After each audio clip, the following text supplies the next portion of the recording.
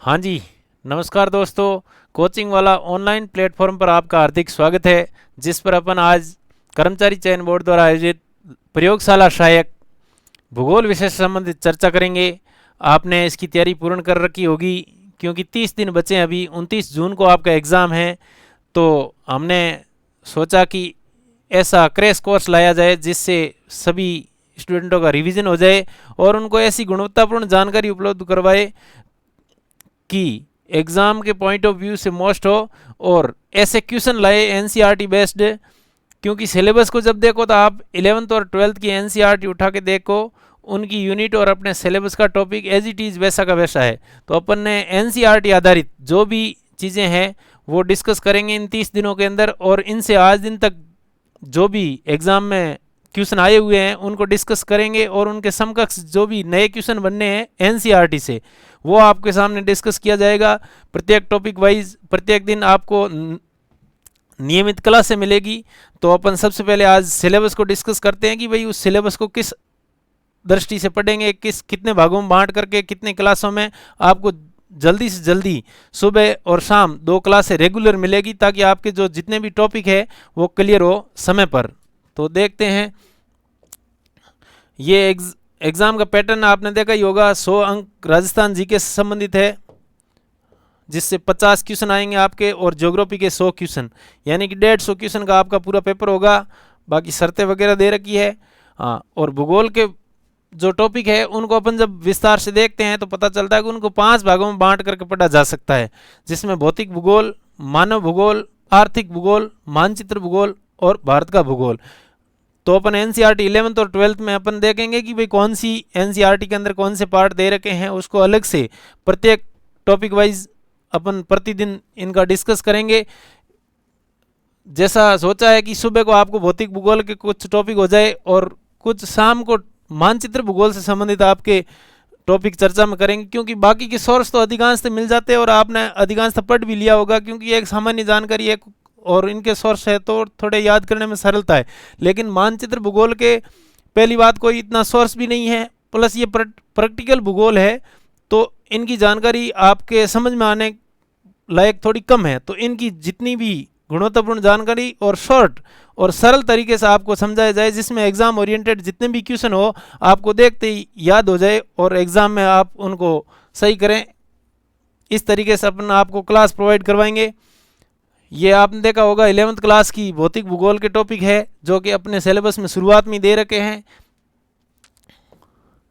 बाकी ये भी भौतिक भूगोल से संबंधित है। मानचित्र भूगोल, इनके जो ये टॉपिक है आपने देखा होगा, मानचित्र है, मापनी है, अक्षांश और देशांतर जिनके समय निर्धारण है, मानचित्र प्रक्षेप है जिसमें शंक्वाकार प्रकार के और बेलनाकार प्रकार के, फिर स्थलाकृतिक मानचित्रों का अध्ययन है, वायु फोटोग्राफ है, उपग्रह बिंब, सुदूर संवेदनी, ये आंकड़ों के अर्जन की जो अवस्थाएं हैं, यानी कि ये रिमोट सेंसिंग से संबंधित है, मौसम के उपकरण और मौसम चार्ट्स का प्रयोग है, मानचित्र है, और आंकड़ों का निरूपण और भौगोलिक सूचना तंत्र। ये कुछ टॉपिक है जो कि कार्टोग्राफी से संबंधित है। इनके अलग से आपको शुरू में टॉपिक प्रोवाइड करवा देंगे, और इनसे संबंधित जितने भी आज दिन तक क्वेश्चन पूछे गए हैं, क्योंकि ये टॉपिक आप देखोगे तो फर्स्ट ग्रेड के अंदर आ रखे हैं, और फर्स्ट ग्रेड के जितने भी एग्जाम हुए हैं उनमें ये इन टॉपिकों से संबंधित क्वेश्चन भी है। तो वो क्वेश्चन आपको हल करवाएंगे, और उनसे समकक्ष के जितने भी क्वेश्चन हैं वो नए क्वेश्चन फॉर्म में आपको हल करवा दिया जाएगा। तो आपकी तैयारी में ये आसानी करेंगे। अगला है, हाँ, अगले मानव भूगोल से संबंधित है, जिसमें जनजातियां हैं, जनसंख्या के कुछ टॉपिक है, प्रवास है, मानव विकास से संबंधित है, अधिवास है। और अगला है आर्थिक भूगोल, जिसमें 12th क्लास की एनसीईआरटी से ये टॉपिक है, तो इससे संबंधित भी जानकारी आपको दी जाएगी। भारत के भूगोल से, जो कि 11th क्लास की एनसीईआरटी है, इससे संबंधित ये इकोनॉमी, इंडियन इकोनॉमी से संबंधित टॉपिक आपके।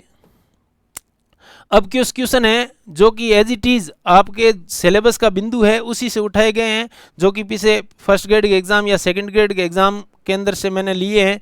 तो आपको पैटर्न समझ में आ जाए कि हमने इस 30 दिनों के अंदर प्रत्येक टॉपिक को डिस्कस करके उनसे संबंधित क्वेश्चन है वो इस रूप में डिस्कस करेंगे, ताकि आपको वो टॉपिक समझने में कोई दिक्कत नहीं हो, सरलता रहेगी।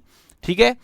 देखिए पहला ही क्वेश्चन है, कॉनराड असंतत्य किन के बीच विभाजित करती है। तो अपन पृथ्वी की आंतरिक संरचना अपना टॉपिक दे रहेगा, वो जब पढ़ेंगे तो पता चलेगा कि घनत्व में जब डिफरेंट आता है तो उनके बीच में डिसकंटिन्यूटी बनती है, जिनकी खोज अनेक विद्वानों ने की, उन विद्वानों के नाम के आधार पर है।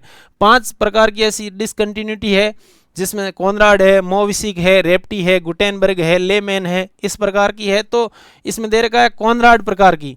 तो ये क्रस्ट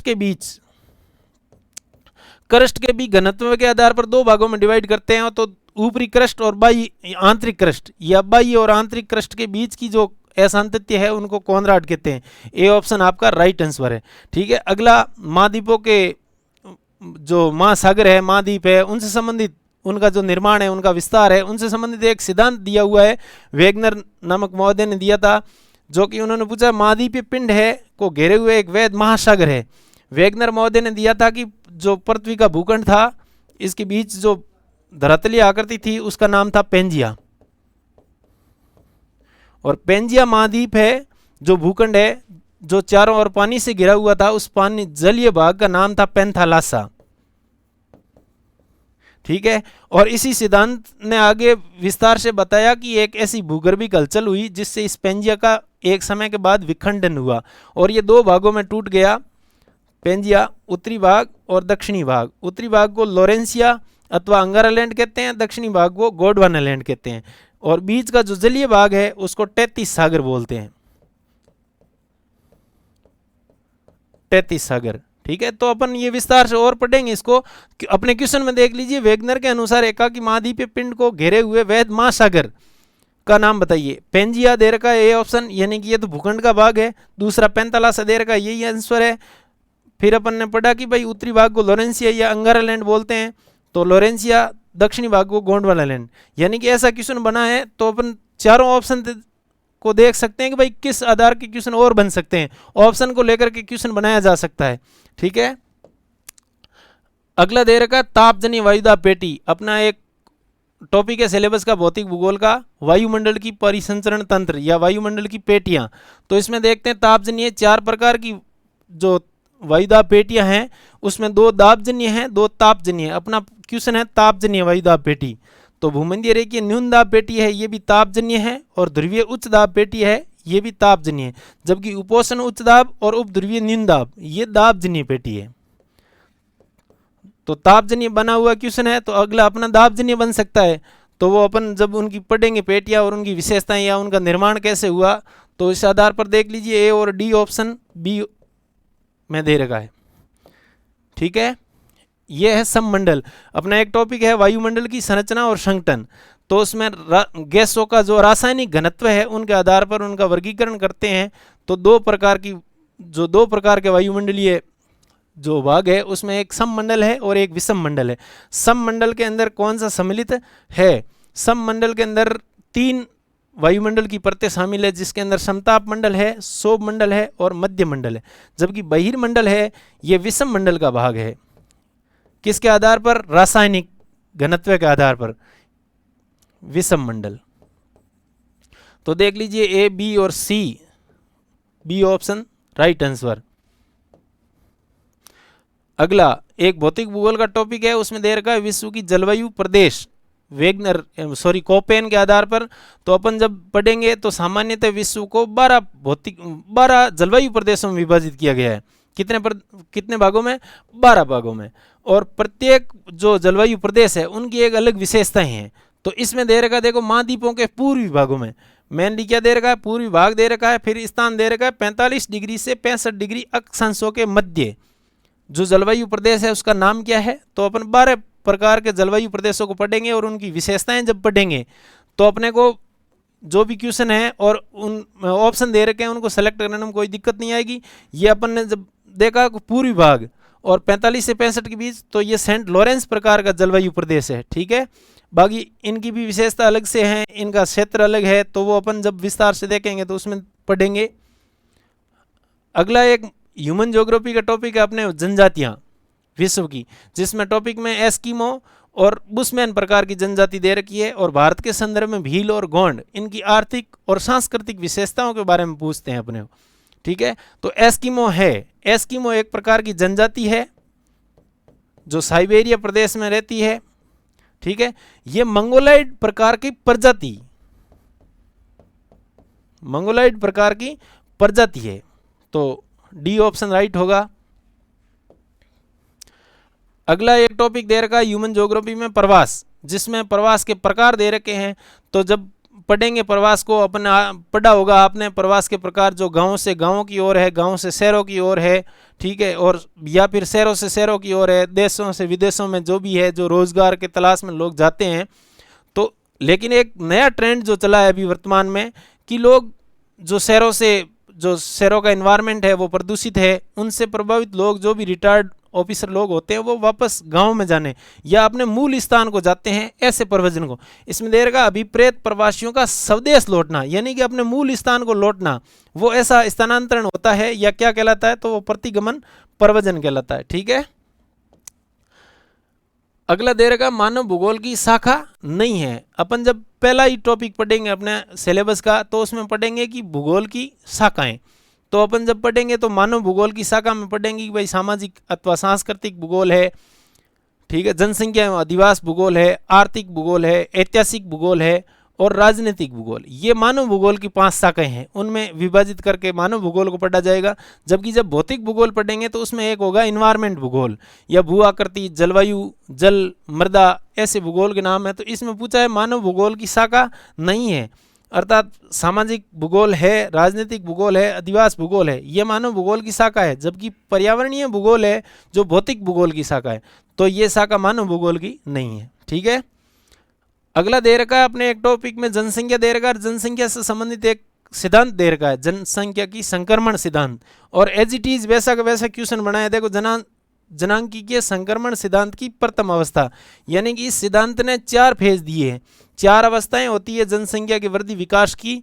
तो इसने ये जनांकीय संक्रमण सिद्धांत है जो थॉमसन अथवा नोटेस्टिन नामक व्यक्ति ने 1929 में दिया था, और उनकी 4 फेज और उनकी चारों की अलग विशेषताएं बताई। अपने क्वेश्चन के अंदर प्रथम अवस्था के बारे में पूछा कि उनकी विशेषता क्या है, तो उच्च जन्म दर और उच्च मृत्यु दर इसकी विशेषता प्रथम अवस्था की है। बाकी विशेषताएं अगले फेज में जो भी पढ़ेंगे जब टॉपिक, तो विस्तार से चर्चा करेंगे। तो ए ऑप्शन अपना राइट होगा। अगला दे रखा है निम्न में से कौन सा सम्मिलित नहीं है। विश्व की स्थानांतरित कृषि दे रखी है क्षेत्र विशेष की, जिनके नाम और आगे देशों के नाम दे रखे हैं। तो अपने टॉपिक है कृषि और उनके प्रकार, निर्वहन प्रकार की या व्यापारिक प्रकार की, तो उसमें एक स्थानांतरित कृषि के स्थानीय नाम दे रखे हैं। तो झूमिंग कृषि भारत में कहते हैं, मिल्पा रोडेशिया प्रदेश में मिल्पा कहते हैं इनको, मलेशिया के अंदर लद्दाख नाम से जाना जाता है, चाइना और थाईलैंड ये सम्मिलित नहीं है, क्योंकि चाइना जो कृषि है वो श्रीलंका में की जाती है। श्रीलंका की स्थानांतरित कृषि का स्थानीय नाम क्या है, चाइना। अगला एक टॉपिक दे रखा है इकोनॉमी ज्योग्राफी के अंदर विश्व के परिवहन, जिसमें सड़क और रेलवे लाइन।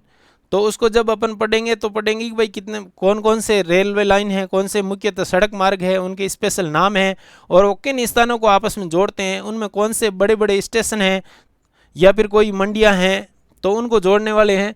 तो वो जब देखेंगे तो इसमें पूछा रेलवे लाइन और नाम दे रखा ओरिएंट एक्सप्रेस वे। तो ये फ्रांस का पेरिस शहर और तुर्की का इस्तांबुल इनको जोड़ने वाला है। बाकी ये नीचे जो दे रखे हैं ये भी रेलवे लाइन के ही भाग है, तो अपन पढ़ेंगे विस्तार से जब जानेंगे इनको। हाँ, तो ये सिलेबस के कुछ टॉपिक उनसे संबंधित एग्जाम में आए हुए क्वेश्चन आपके सामने मैंने डिस्कस किया और आपको क्रैश कोर्स के बारे में सामान्य जानकारी दी कि भाई अपन 30 दिन के अंदर इसी रूप में और प्रॉपर एनसीईआरटी बेस्ड होगा अपना, क्योंकि एनसीईआरटी बेस्ड ही एग्जाम में क्वेश्चन आते हैं। आप 11th और 12th की एनसीईआरटी उठा के देखिए, जिसके अंदर एज इट इज वो के वो यूनिट है, वो के वो सिलेबस के टॉपिक है, और ऐसे कैसे फर्स्ट ग्रेड और सेकंड ग्रेड के अंदर दे रखा है टॉपिक, और वो एज इट इज उन्हीं किताबों में से क्वेश्चन बने हैं। तो क्योंकि वही आधार होगा, ज्योग्राफी की जो वैकेंसी है वो पहली बार आई है, साइंस का तो बेस के रूप में पहले वैकेंसी आई है, तो वो आधार मान सकते हैं अपन की भाई हाँ ऐसे क्वेश्चन आए तो ऐसे के समकक्ष ऐसे क्वेश्चन और आ सकते हैं। लेकिन ज्योग्राफी के टॉपिक फर्स्ट ग्रेड और सेकंड ग्रेड को अपन आधार मान करके आरपीसी के अंदर जितने भी क्वेश्चन हैं जो इन टॉपिकों से रिलेटेड है तो वो अपन डिस्कस करेंगे समय समय पर। आप लगे रहिए, विश्वास रखिए, बड़े शिद्दत के साथ आप शांति से अपनी तैयारी को लगातार जारी रखिए। इसमें हमारी जितनी भी हेल्प होगी आपको गुणवत्तापूर्ण जानकारी प्रोवाइड की जाएगी। धन्यवाद।